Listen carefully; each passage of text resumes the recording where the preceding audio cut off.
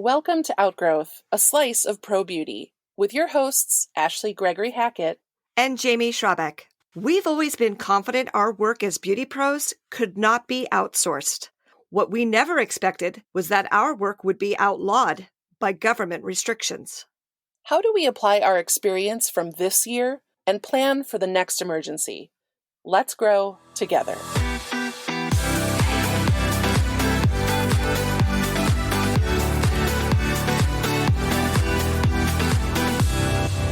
Ashley, it's already November. I can't believe it. And before we talk about our subject today, I want to acknowledge what's happened in October. Congratulations, Mrs. Hackett. Well, thank you very kindly. Hopefully it won't change anything as far as the podcast going forward. You'll just hear my new second last name. The holidays are ahead, and I find myself thinking beyond the holidays to the new year. Mm-hmm. And I think that might be a mistake because we still have 2 months to go. Yeah. We still have to get through, I think, what might be the most difficult and challenging and chaotic time of the year, which is post-election and trying to figure out what these next 2 months are going to look like and how they're going to set us up for either success or potential failure in 2021. I'm bracing myself for the worst, and while I would like to be hopeful about our transition into the new year, I need to position myself so that no matter what happens, I'm prepared to take action because I will have already taken the actions necessary to make that possible. Mm-hmm. Yeah, no one wants to be a Debbie Downer about our prospects as an industry, but I think it is smart to really prepare ourselves for the worst and plan as if the worst case scenario will happen, just so that we can get out in front of any kind of surprises or any sort of curveballs that come our way. And so I want to talk today about what we can do to best position ourselves as either beauty business owners or as workers, stylists, what have you in the industry, assuming that as the weather gets colder, as people gather for the holiday, and as we transition into this next year, things could get, COVID-wise, remarkably worse. And so really the smart beauty professional is going to position themselves in a planful way so that nothing is a surprise.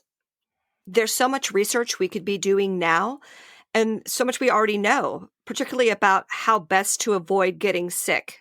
Agreed. And let's be honest, when there is a vaccine, whether it's in 4 months, 12 months, whatever that is, there are still going to be people that aren't going to seek it out. And so our safety and the PPE and the protocols that we have in place will likely be in place for a long time. We need to be very flexible, but also very proactive in our approach to what our services look like for the next year and beyond. But even thinking about if we'll be open and how do we keep our businesses afloat in the face of potentially another shutdown. In the past, we've always advocated for keeping your personal life separate from your professional life, but I don't think that's even a possibility now because so much of what we do in terms of how we spend our time personally could impact our professional lives. I'm making decisions about how I want to spend my holidays, who I'll be spending them with, to minimize the opportunity for getting sick and then bringing that back to work. So that's one of the things that I've been discussing with clients are my holiday plans and the sacrifices that I'm willing to make for myself and for them. I was just having this conversation with my new husband this morning about what we're going to be doing for the holidays. And we made an exception to our very careful lifestyle by having a wedding with just our parents and siblings, and everyone was masked and everyone was COVID tested beforehand. But I even understand that there's going to be some side eye sent my way because of it, and I completely understand. But yeah, there's a cost benefit analysis that needs to happen, I think, for every person as far as, do I quote unquote miss out on a holiday with my family this year to ensure that I have a family next year? And the line, to your point, definitely gets blurred between what we're doing in our personal lives and how it affects our professional lives. And that line has never been fuzzier, especially I think financially. Are we dipping into personal savings to help our businesses? Are we blurring that line that Desiree spoke about as far as piercing the corporate veil and things like that? And I think that's just our reality. So today, let's talk about the ways that we ourselves and our listeners could potentially pivot and be prepared for a shutdown that could happen mid-December. The preparations begin with understanding that when a shutdown order comes, we may or may not expect it. If we look at the statistics and we look at rising case numbers and hospitalization numbers, and if we can anticipate that when an order comes down, it's going to be an immediate order. It's not going to be, we're announcing this today, we expect you to be closed by next Thursday. Mm-hmm. You have to be in a position where you have information on your clients so that you can connect with them immediately. And you always talk about gathering emails and having that in a place where you can act quickly. I'm going to go so far as even drafting an email for that circumstance, using some of the verbiage I've used in past emails because I've gone through 2 shutdowns and 2 reopenings already. Mm-hmm. So I kind of have this rhythm, and I do have this list of clients that if I needed to, I could notify within 5 minutes. That's super smart because it shows that you're operating as if the bottom could drop out this evening. And you've prepared yourself and your clients, more importantly, for communication from you via email or text message or however you're most likely to converse with your clients. I think the time right now is best spent getting your clients used to one type of communication platform. If you're communicating with some of your clients via Instagram DM and some of your clients via email and some via phone call, if you can spend the next few weeks getting everybody onto one platform and to expect messaging from you there as like your number one source of news about my salon, that way, if you are, heaven forbid, shut down in the next few months or in the first few months of 2021, you'll be able to stay in communication with those clients for whatever kind of revenue stream that you're going to take up during that time that you're not working. This is a good way to kind of wean people off of DMs or Facebook Messenger or any of the less efficient ways that we communicate with our clients and get them over to a consistent platform so that way you don't have to run around playing whack-a-mole and making sure that you've put out the same message on 50 different platforms. Thank you for saying that. If you could see me, I'm actually shaking my head, rolling my eyes, doing all of those things because it's so true that we're going to miss someone. We're not going to necessarily remember how we interact with each client if we are using so many different channels. I happen to have a number of older clients who don't do email that rely on phone messaging. So I want to minimize that number of clients as much as possible. I know who they are, Mm-hmm. but I don't want to have that be the primary mode because we all know how inefficient that is. So I really appreciate your saying that because we do need to get the message to as many clients of ours as possible and at the same time as possible because we want them to hear it from us first, not through the grapevine. Totally. It just helps them feel more valued as well as like your priority. And that way, again, you open up those lines of communication for their future support in whatever non-traditional way that you're going to be supporting your business. Let's talk about some of those non-traditional ways because the model typically is that we generate most of our income from services. Mm-hmm. Retail, depending on how good we are at that, or there's so many different factors that impact how much we can retail to our clients. I think some specialties in our industry have an easier time of it. Agreed. I think hair has a much easier time of it, depending on how much effort someone puts into doing their hair. But at a minimum, we could expect them to shampoo and condition their hair. But on the nail side of things, retail isn't as important because I'm the one doing most of that work myself as the service provider. And then skincare, if you can get them into a routine, that's fabulous using products that you're providing to them. But I think we need to look beyond the traditional service generating 90% of your income and retail eking out 10%. Well, especially if you're shut down, where is that other 90% coming from?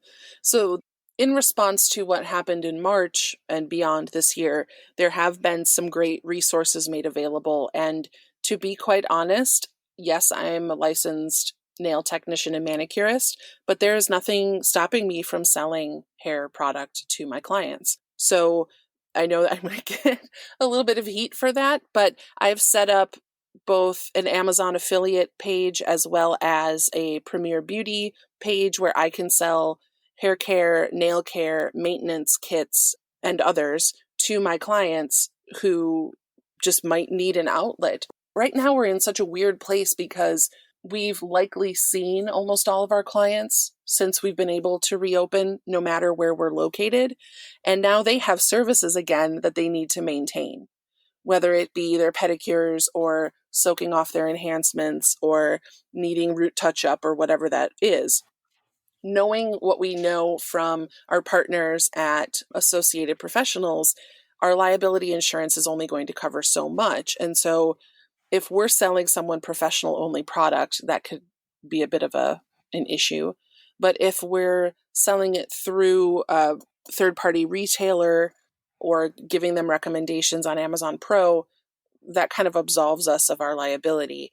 And it still does generate revenue. You and I have a slightly different outlook on retail only because I think as far as nail retail, it's a bit of a self-fulfilling prophecy.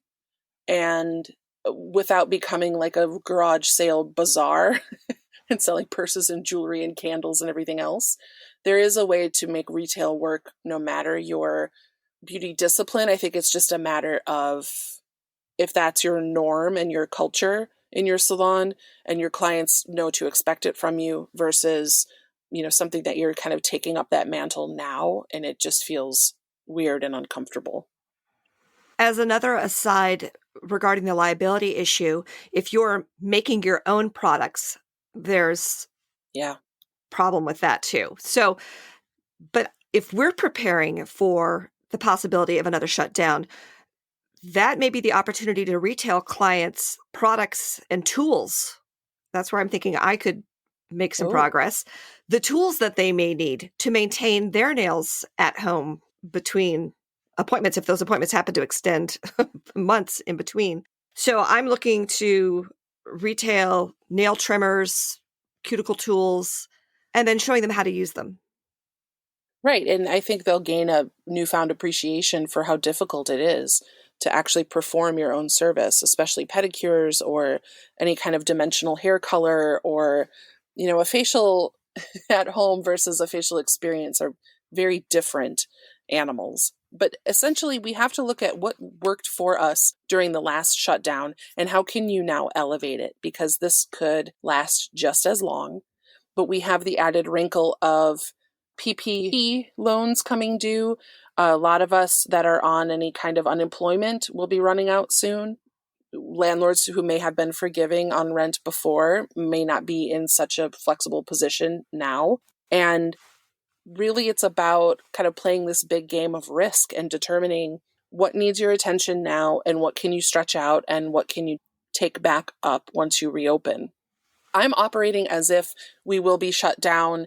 Being here in Chicago, I am very lucky that we had a very small, intimate wedding dinner at a restaurant in a private room with everybody masked. But indoor dining in Chicago has closed as of this Friday.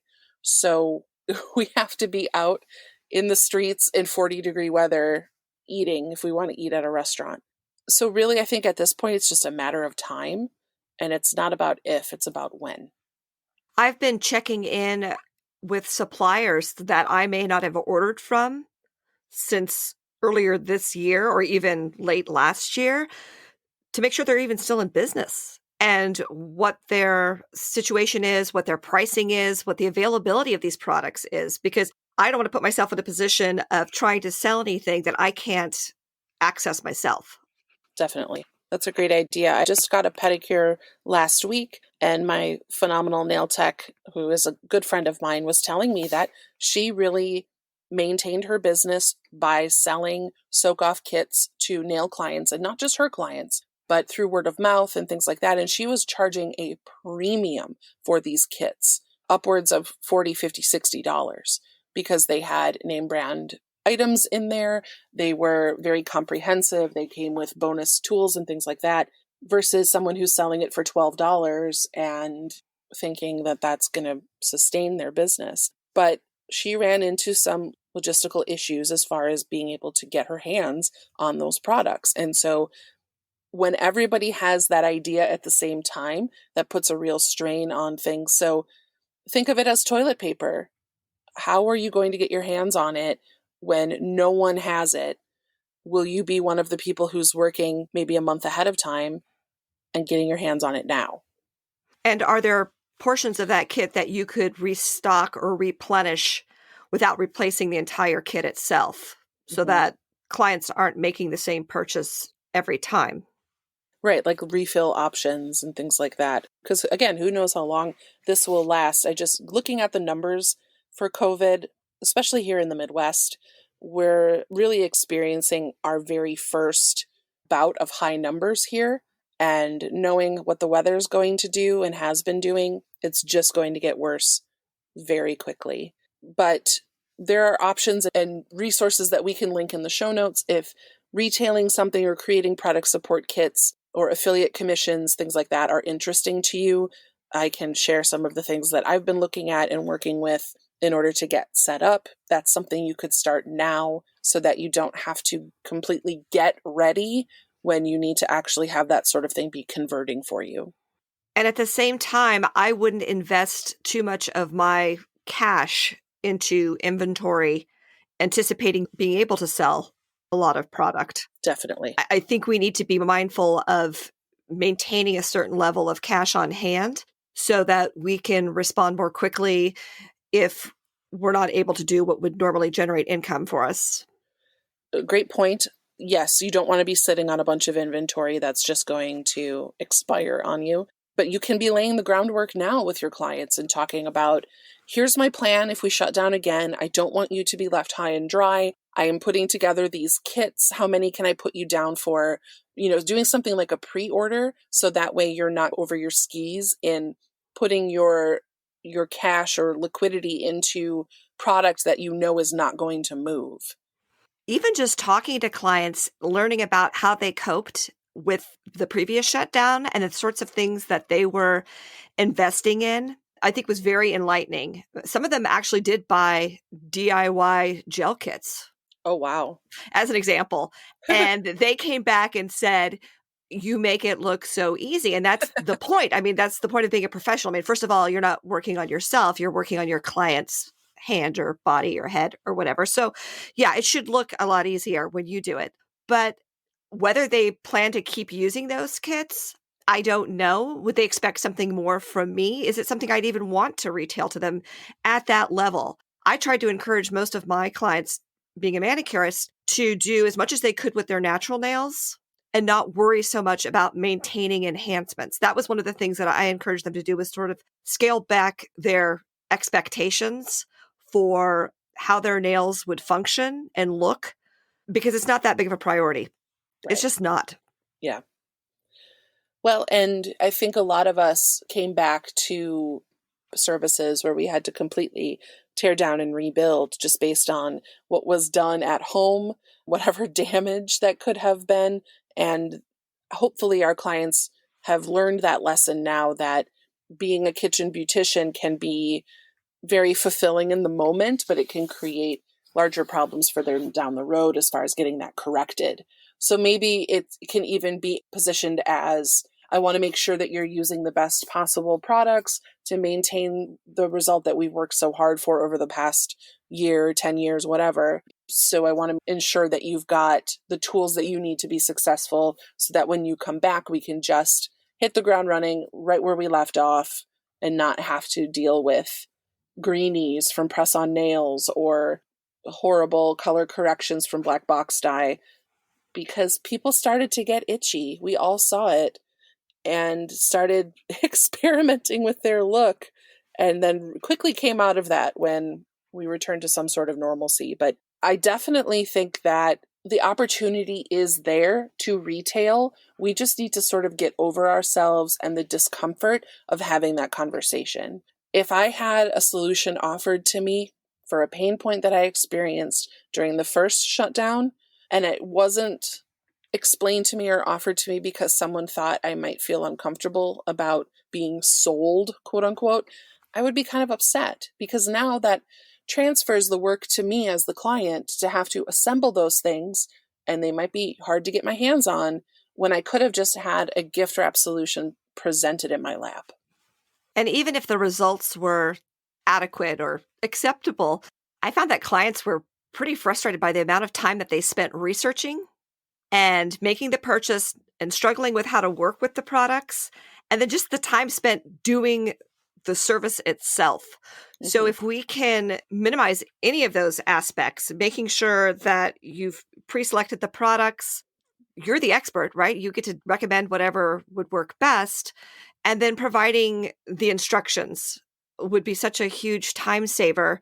And you're still going to get those clients back. I don't think many of them will say, you know what, I'm good. I can do this on my own, because as much time as they may have available, they don't want to spend it doing this. Yeah. And that's a great point too, as well, for your social media while shut down. Just use your platform to teach, explain, talk about why things work the way they work, how to use their kits at home. And that's just going to bring you more interest to that entire process if you're talking about it on your platforms as well. Pivoting slightly, as we talk about pivoting, I know that a lot of companies and online scheduling softwares and product manufacturers put out graphics about want to support your local salon, buy a gift card. And I know we have an entire episode about gift cards coming up that we've planned, hopefully. But I just wanted to give a quick shout out to the fact that if your plan is to sell a ton of gift cards in the next 2 months, predicated on the notion that you're going to be open in 2021, you're essentially just kicking the can down the road and making that a future you problem. Because who's to say when you're going to reopen? And I think a lot of us that did sell gift cards in 2020 are still seeing the issue, because now you owe services for revenue you received months ago.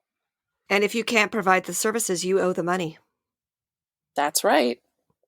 So while I think it's a great idea, if you don't dig any deeper than the very surface, you're going to see that it's just going to create problems for you in the long run.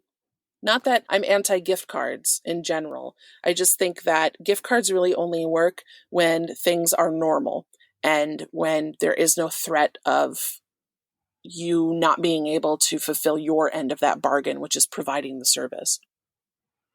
I'm nodding my head. I had actually stopped selling gift cards at the new year, and not because I anticipated any of this by any means, but when you go back through your records, however you keep them, whether you're recording them manually or using a spreadsheet or through your salon management software, you really, really need to pull up that information. I would urge people to do this now, because you might be surprised, if you haven't been paying attention, how much you actually owe your clientele collectively in gift card services. And how much time is tied up in that amount.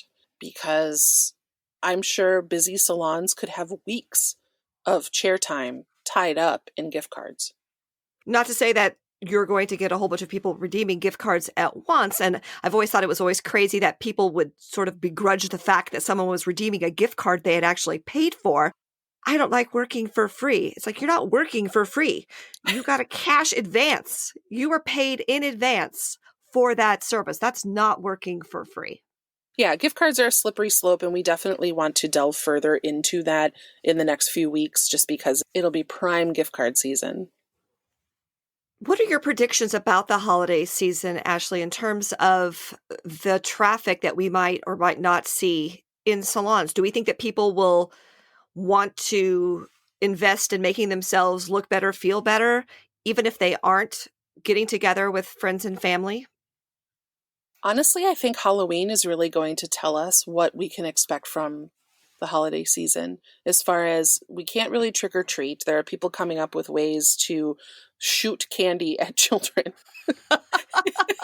in a socially distanced way. I saw in my neighborhood Facebook group, they were talking about cutting custom lengths of large PVC pipe so that you could drop candy from a window or a porch or whatever and have it shoot down to children, which seems fun. And I love the creativity involved in that. But I was seeing Halloween decorations 50 and 60% off at craft stores at the beginning of the month, which is something that would be unheard of. So that will help us determine, because why do people get services done around the holidays anyway? Well, it's for holiday parties, which should not be happening, family gatherings, which again should only be happening in very safe, extreme circumstances. And so it's going to be a holiday at home.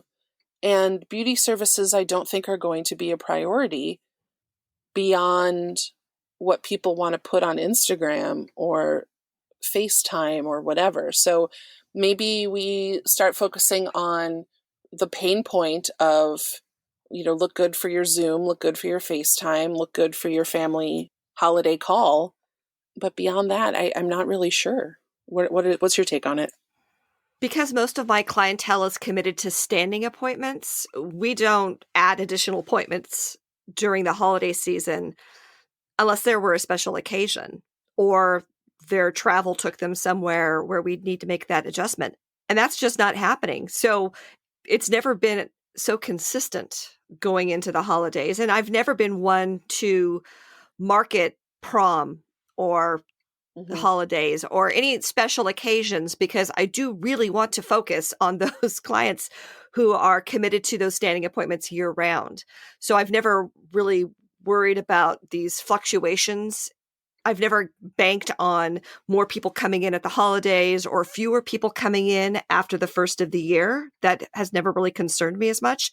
But certainly this pandemic situation is going to affect things because it'll be based on people's perception of whether it's worth taking that risk, whether it's safe or not. So in terms of the scheduling, what I'm most focused on is whether or not we've actually nailed down exactly what the timing is for the services, knowing that we have these extra steps to take as we welcome the client into the salon and we have them go wash their hands and we have to handle payments slightly differently. All of these different things do add time to what we're doing. And then there's the time in between. So I think we're there. But being there, I'm looking at probably only being able to provide services at approximately maybe 60 to 75% capacity.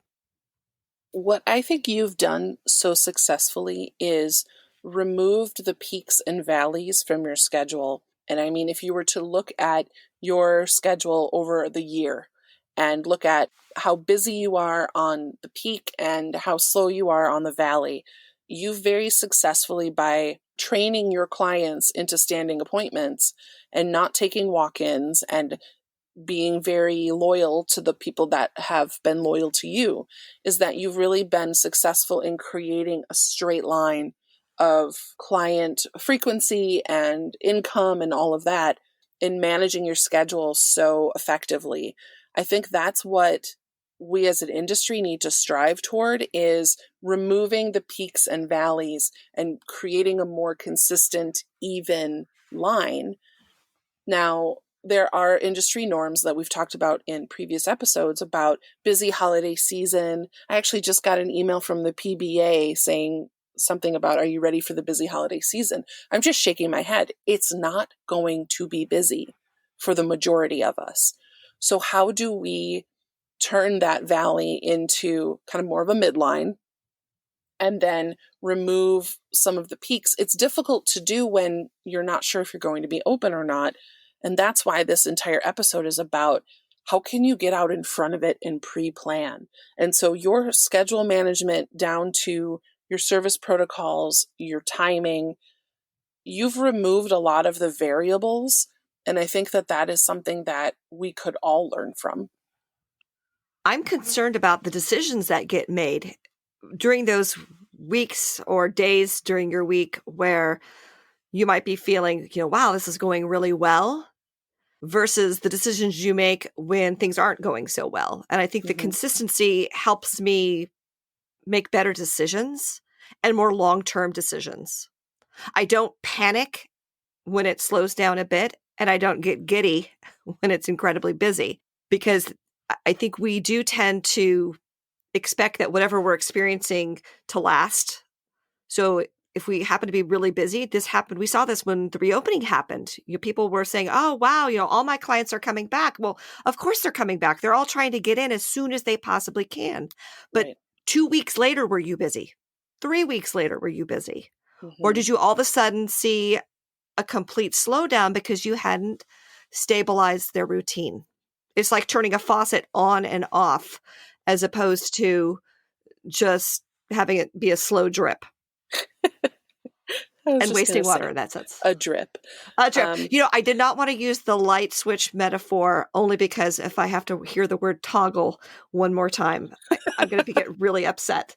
But you understand my point, is that you're yeah. trying to create, or at least I am, trying to create as consistent an income stream as possible, because most of my bills are consistent. My rent doesn't fluctuate according to how many clients I have. My energy bills, my other utilities, most of my bills are fairly consistent. The only thing that would fluctuate would be the money I invest in products, because obviously the more services you do, the more products you consume.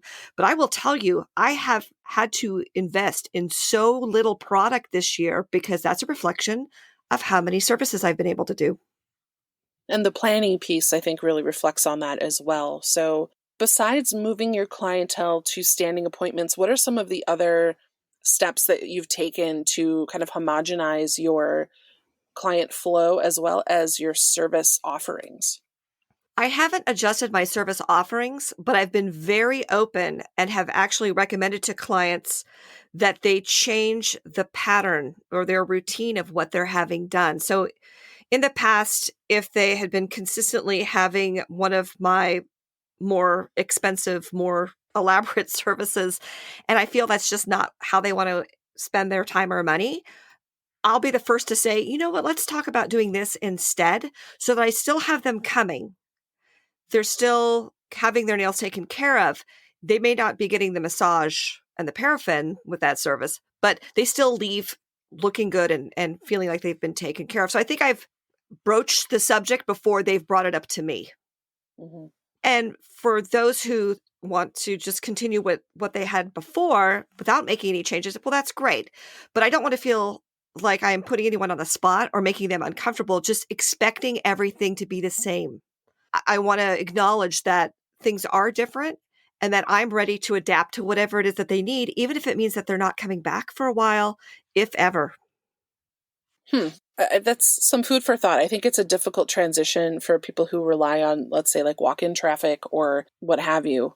But this is also a great time to be, this just kind of popped into my head, but this is a great time to be banking social media content as well, taking multiple angles, video, still photo of each client you're working with now, so that you do have a stable of content that you can continually stay top of mind by posting regularly on your social media channels.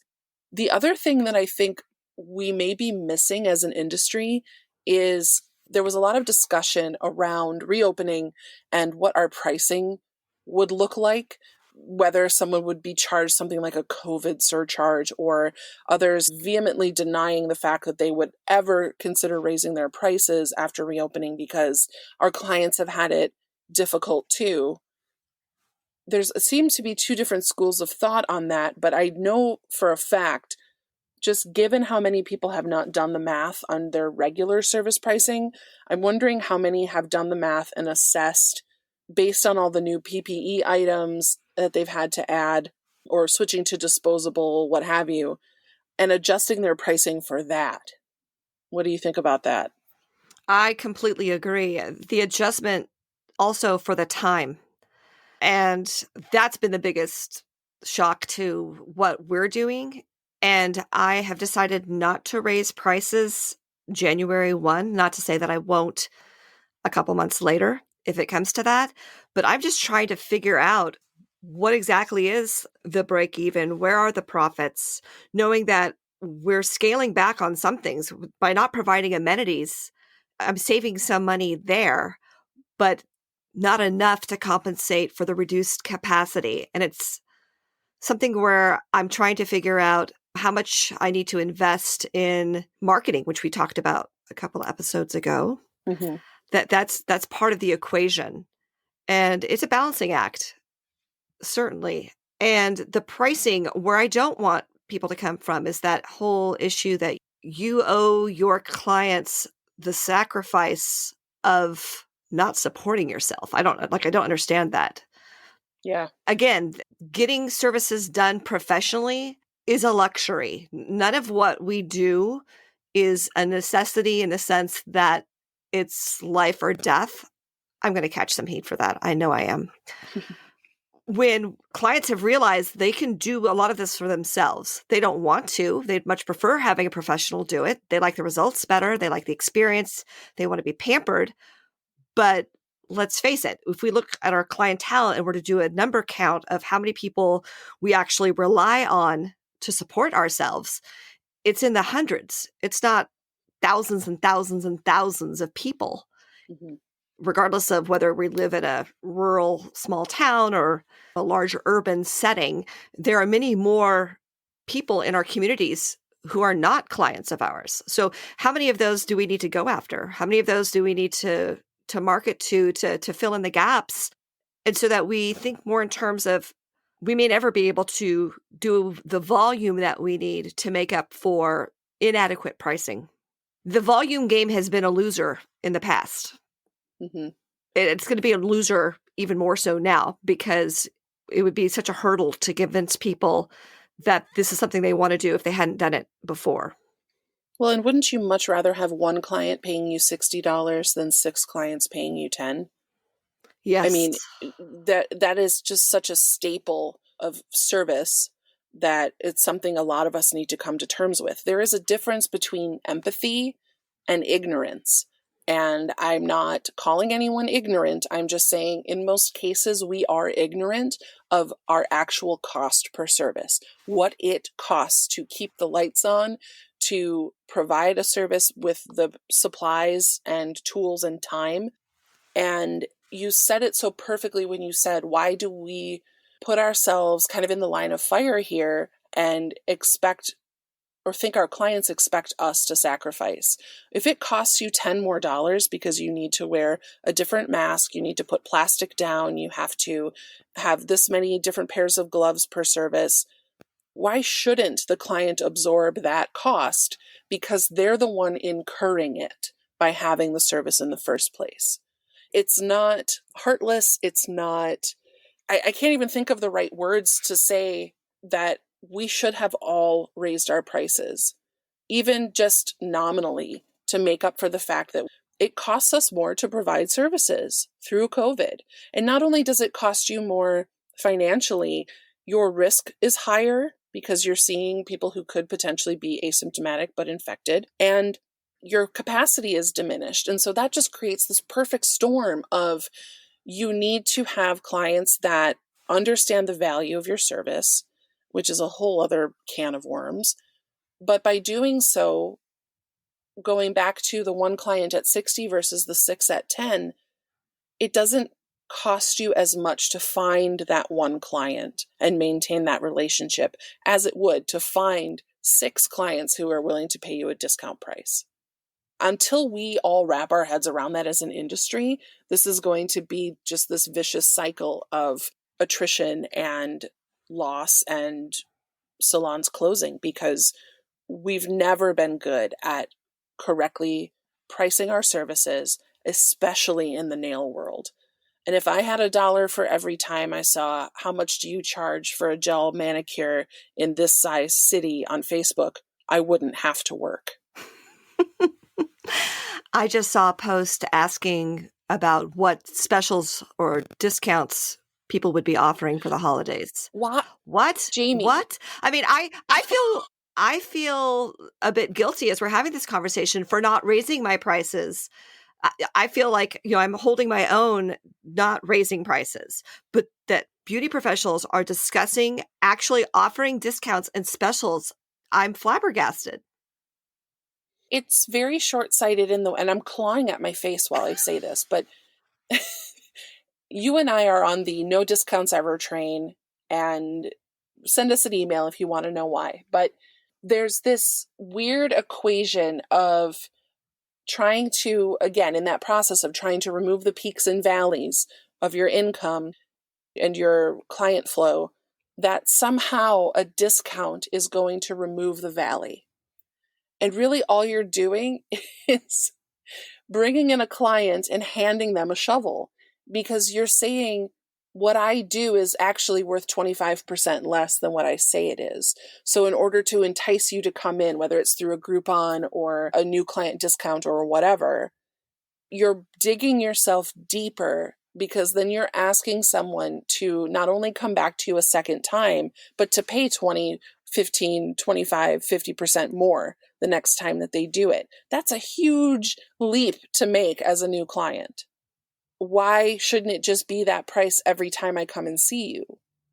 And so you've now introduced the possibility of price fluctuation, which is a number one client complaint when they see blah, blah, blah and up on a menu, or starting at blah, blah, blah. If there's any question about how much something costs when it comes time to swipe your card, just throw that whole experience away and start over. I'm getting on a soapbox here because I just want to take so many people that I see on Facebook or asking questions at shows, and I just want to shake them in a helpful, constructive way, but I still want to shake them and say, a client could go to Target and buy a bottle of Sally Hansen nail polish and do the same thing at home. What they're doing is paying you for your time, your expertise, your pampering experience. This is a luxury. No one needs their nails done or else they will die. So why not apply a premium price to that experience? Yes, they're going to be able to buy nail polish everywhere you look, but they're not going to be able to apply it in a way that looks clean and neat. They're not going to get a hand massage with it unless, I don't know what their home situation is. But all of this to say, if you're not raising your prices to at least account for the increased cost of doing business, you're eating that. And unfortunately, that bell tolls for thee, and you're going to have to pay the piper at some point. Whenever we talk about money, it's an equation where we can increase what we have by either generating more revenue or reducing our expenses. So let's talk about what might happen in the new year around some of our most significant expenses, the primary one being our leases. Mm-hmm.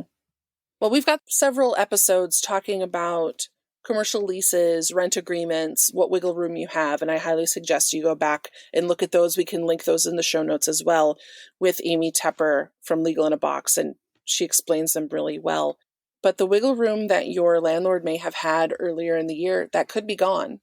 And so what are you going to do if you are beholden to your rent payment every week or month and you're not open?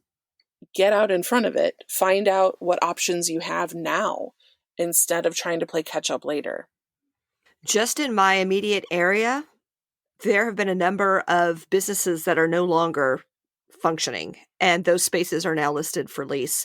In fact, my immediate next door neighbor just moved out. That business had been in that location through different ownership, but that particular business had been there for 40 years. Oh, wow. That's shocking. So no more storefront for that particular business. So there's a vacancy. And I think there's a lesson in knowing how your landlord deals with other tenants. There's a lesson in opening up the dialogue now, because even if you don't expect to have to close, it's good to have the conversation with your landlord about, oh, hey, before I get into trouble or before we're at odds with each other, Mm-hmm. what can we do now to make sure that we both survive this? Yes, isn't it better to have a conversation when you're not desperate? Going back just slightly to the service pricing thing, it's math. Math is a study in absolutes. There's no feelings, there's no emotion involved in math. It's dollars and cents, and it's the bottom line. When it comes to landlords and commercial leases and things like that, I think there wouldn't be a situation where your proactivity would not be appreciated. If you open that dialogue now, you don't have to have those really uncomfortable conversations wherein you're already 6 weeks behind on your rent and you have very few cards to play. This is something that if you have these conversations now, you open that door and you start to say, look, I want to plan. I want to be conscientious here as a renter. What can we work out now so that we are both on good terms through however long this next shutdown will last, and we can both come out the other side still being in business? It's important. It is very important. Even if you've been able to pay your rent, your landlord is not going to know if those are your last $2 each month or if you're surviving unless you have that conversation. They may not know exactly what it's taking to give them that money. All that money might be coming from your loan. All that money might be better spent doing something else. Mm-hmm. So I don't think that landlords can be content thinking, well, I'm getting the monthly payment, everything is going to be fine, because from one month to the next, you as the tenant may decide, you know what? I can't do it this month. I cannot do it this month, even though I've been able to all along, because now it's crunch time and I have bigger priorities. The money's just not there. So if we are thinking about pivoting and trying to maintain our level of income, even though we're not open, what kind of alternate revenue streams could someone turn to, whether it be inside or outside the industry, to try to kind of drum up some alternate options? I think within the industry, we've always valued education, but we haven't always paid for it. So if you're able to pivot to providing education that others are willing to pay for, kudos to you. Bingo. I mean, I don't know what to say, because we've had events where we've been responsible for them. We've organized these events. We're the ones responsible for collecting the monies and producing the content and actually presenting. And we've had great successes. And at other times, we've been wondering why more people haven't signed up. Mm-hmm. You can have those extremes as well. And you can have the best content on the planet and people may not be willing to pay for it. So if you're in a position where you're able to do that, I think that's wonderful. In terms of other ways to make money, if you have to go outside the industry to do it, that's what you have to do. I mean, if it's leaving the industry altogether, maybe it's just meant to be a temporary sabbatical, Mm-hmm. then make sure you keep your license active. Yes. At a minimum, like don't walk away completely, because you want to have that option in the future to come back without too much headache. I don't think anybody would judge anyone for leaving the industry right now, whether it be permanently or temporarily, just to make sure that they maintain the things that they do need, which is housing and food and utilities and vehicles and things like that.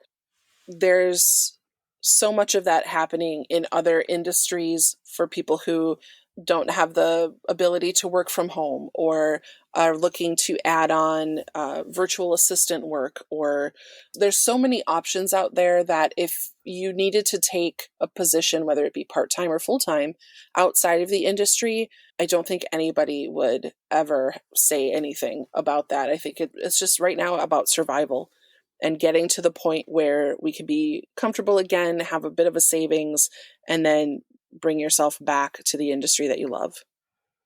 And I don't even think it needs to be explained. Although No. I have heard some explanations. I've heard people say, I'm not able to do this because I have a spouse at home who's immunocompromised and I can't take the risk of bringing home COVID to my household. I've heard all different kinds of things. And I don't think you need to say that so much as, this doesn't work for me right now. This is not what's best for my health and my family, or whatever you want to say. I don't think you need to go into a lot of detail if you choose to do that.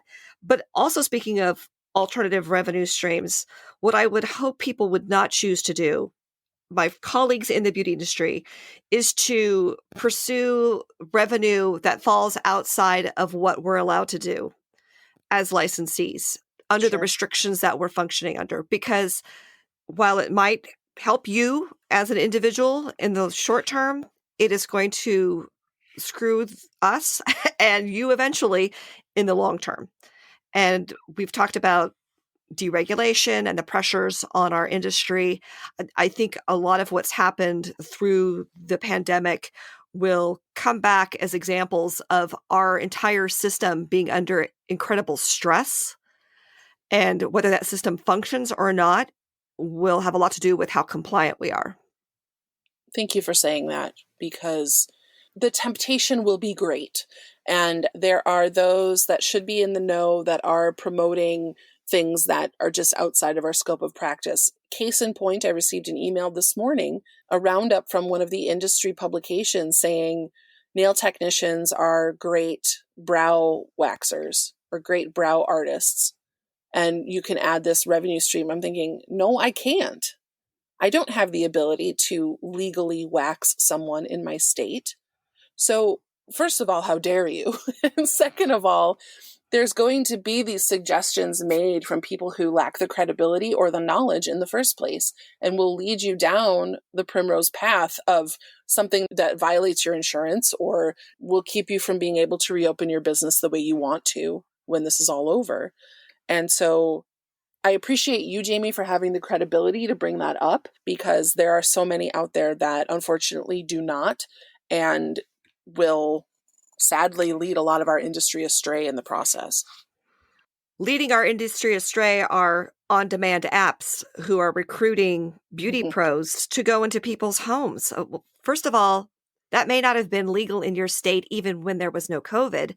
Right. And it's not likely to be legal right now if there are any restrictions on us as professionals. I can't even go into a client's home under the normal rules of their being incapacitated.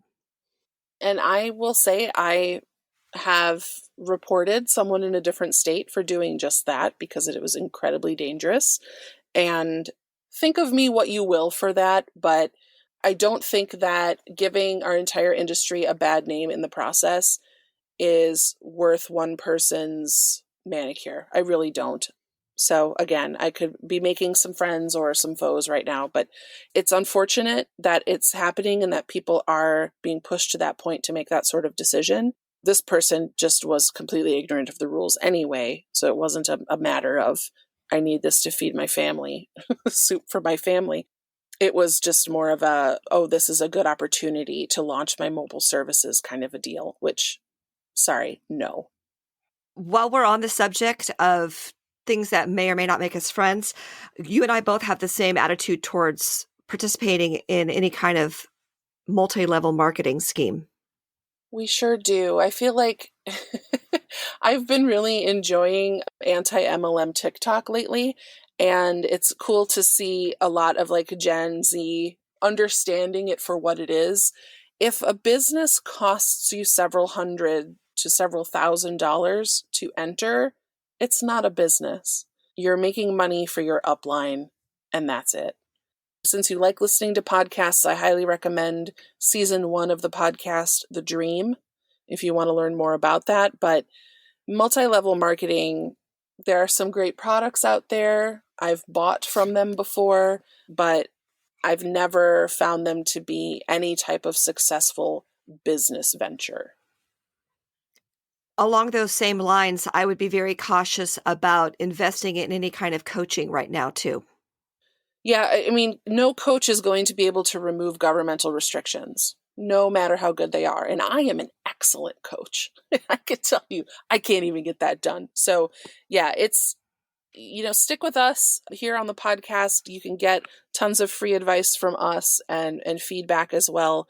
I do think that what's cool about what's happening right now is that there are communities forming that are supportive of each other, and there are good places to turn to ask questions or just sort of relate to each other. But yeah, it's difficult to say that any kind of coaching right now is going to be super effective unless you are totally lost about how you could potentially be bringing in some kind of revenue when you're shut down. And that is someone who specializes in that. If you need a pep talk or a kick in the pants, we're here for that. Oh boy, are we. I really don't want this episode to come off as just incredibly negative. I'm very hopeful, and I'm hopeful on behalf of our listeners and our industry that being out in front of this and having a plan is really going to ensure the survival of more beauty businesses when this is all said and done. And I'm sure it's a Churchill quote, but it's something my mom says all the time, and I know you've heard me say it. Failing to plan is planning to fail. And so if you're just kind of winging it and flying by the seat of your pants, I hope you have pants when this is all over. I can't say anything more. That's it. I think that's exactly it. And planning is an action. And if it's not the right moment to trigger those actions that you've planned, that's okay. We hope that moment never comes if it's something like having to shut down your business. But again, being able to anticipate that these are things that are even possible. I think that's what we're facing now, are things that we couldn't even conceive of having to do when this year started. All right, well, let's get planful, and we can continue this conversation on our Instagram as well as in our email. Feel free to drop us a line anytime. If you're enjoying Outgrowth, leave a review on Apple Podcasts with just one click. Visit bit.ly/Outgrowth Podcast. Yeah, we make it really easy for you. And as always, you can follow us and comment on recent episodes on Instagram at Outgrowth Podcast. Go ahead and give us a follow. Until next time, Ashley. All right, be smart. Be safe. Bye. Bye.